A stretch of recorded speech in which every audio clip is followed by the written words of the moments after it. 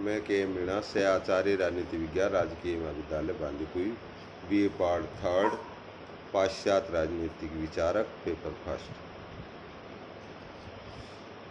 हम संविदावादी विचारकों के रूप में हॉब्स को देखा, उसके बाद में लॉक का मानव स्वभाव और उसकी प्राकृतिक अवस्था देखी। इसके बाद में हम आज लॉक का जो सामाजिक समझौते का सिद्धांत है, जिसके आधार पर राज्य का प्रादुर्भाव होता है, उसका वर्णन करेंगे।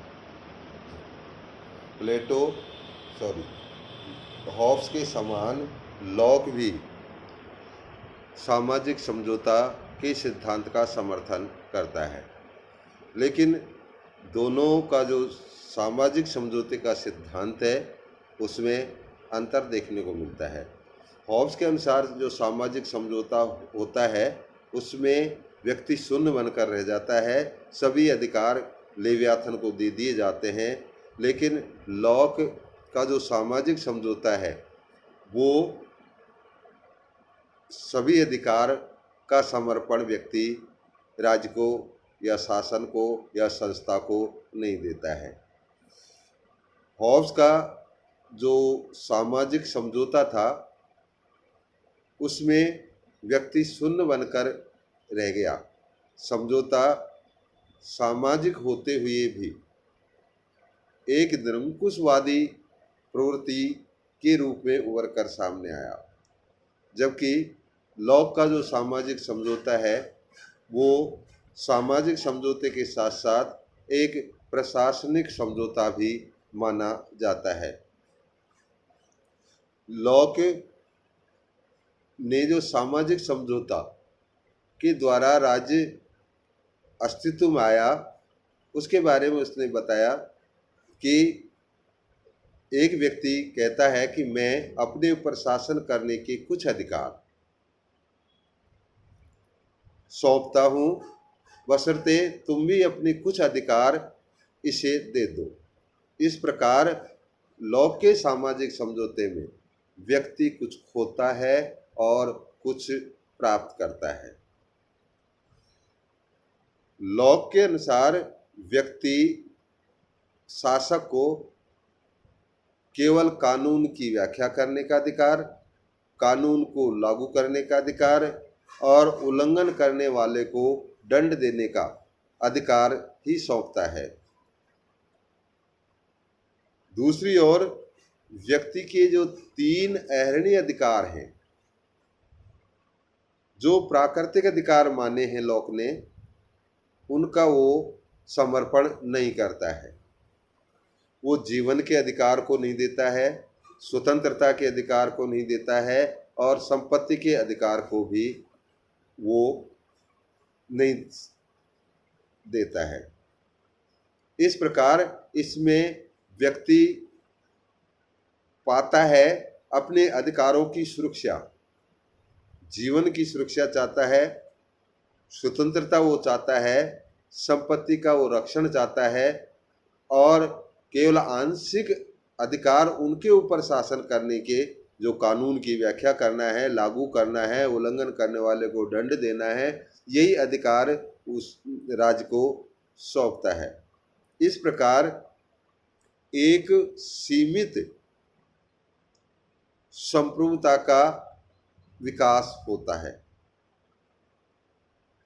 इसमें निरंकुशता नाम की कोई चीज नहीं होती है। राज्य व्यक्ति के 3 जो अधिकार हैं उनमें हस्तक्षेप नहीं कर सकता है।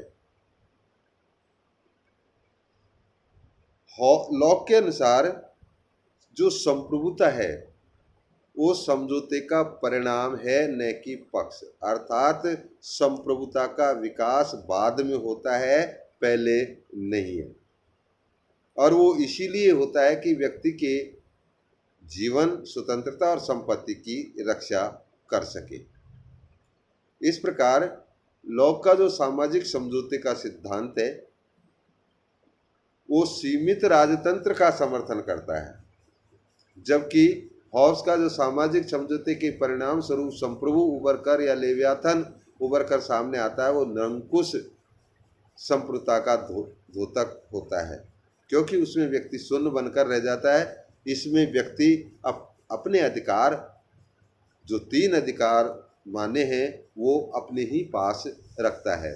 तो इस प्रकार इसमें कुछ व्यक्ति अपने अधिकारों को सुरक्षित कर लेता है। राज्य की स्थापना के बाद भी व्यक्ति प्राकृतिक अवस्था में रहता है। हॉब्स के अनुसार जो ही राज्य की स्थापना हो जाती है, प्राकृतिक अवस्था पूर्णतः समाप्त हो जाती है। लेकिन इसके विपरीत लॉक की मान्यता है कि समझौते के बाद जब राज अस्तित्व में आ जाता है, उसके बाद भी व्यक्ति प्राकृतिक अवस्था में रहता है, उसका अंत नहीं करता है। प्रकृति ने जो अधिकार उसको दिए हैं वो उनका उपभोग करता है। तो इस प्रकार जो लॉक का जो सामाजिक समझौता है वो एक बाध्यकारी समझौता नहीं है, ये व्यक्ति की सहमति पर आधारित समझौता माना जाता है और व्यक्ति की सहमति के परिणाम स्वरूप ही व्यक्ति अपने अधिकारों का समर्पण करता है। तो ये सहमति पर आधारित समझौता माना जाता है। इसमें बहुमत के शासन का स्वरूप देखने को मिलता है। शासन का आधार व्यक्तियों की सहमति है।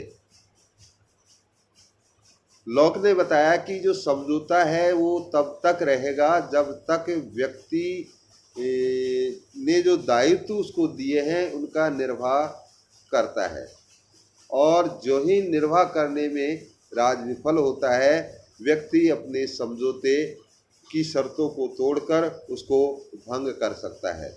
तो इस प्रकार लॉक का जो सामाजिक समझौता है वो सहमति के सिद्धांत पर आधारित है। इसमें जो संप्रभुता का स्वरूप है वो सीमित है, जबकि हॉब्स ने असीमित संप्रभुता, सरोज संप्रभुता, निरंकुश संप्रभुता की व्याख्या की थी, जबकि लॉक इस प्रकार की संप्रभुता की आलोचना करते हुए केवल सीमित संप्रभुता का समर्थन करता है।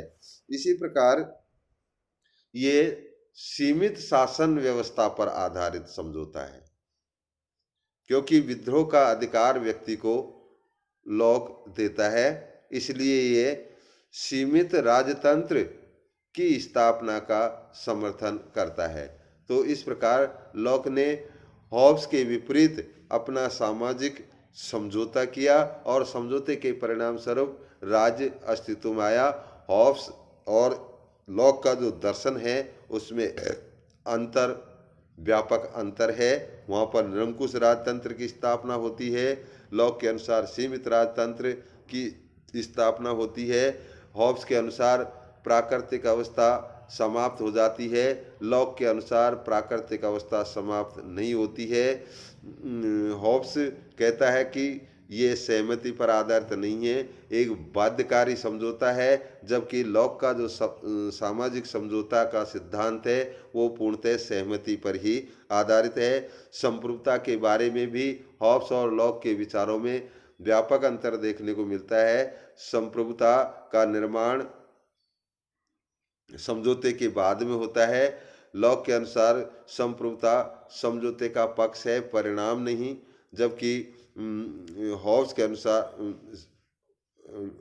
के अनुसार संप्रभुता एक बाध्यकारी शक्ति है, सरोज शक्ति है। एक बार समझौता हो जाने के बाद में उसे रद्द नहीं किया जा सकता, इसलिए जो संप्रभु शक्ति जनता ने समझौते के द्वारा दे दी है वो सरोज मानी जाती है। धन्यवाद।